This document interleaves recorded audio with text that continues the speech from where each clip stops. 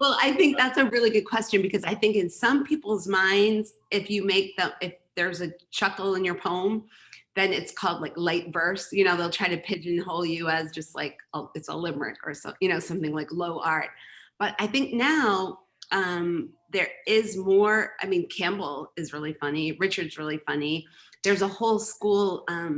It's called Ultra Talk, and David Kirby, who's up at FSU, and Barbara Hamby, also at FSU, actually did an anthology called Seriously Funny, poems about, you know, life, death, everything, you know, and trying to just get in that slant.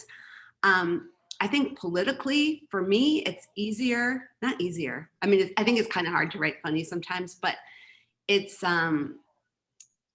a way to, like, you know, if you think of social satire, right? It's a way of twisting language, engaging people.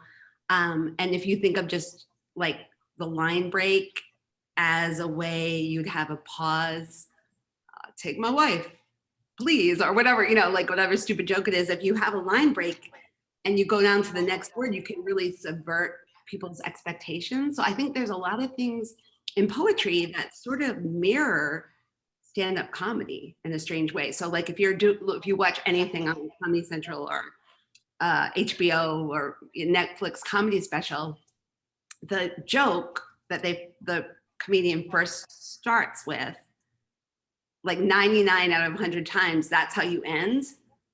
You know, you go back to the beginning, and that's what a poem does. It's just called closure.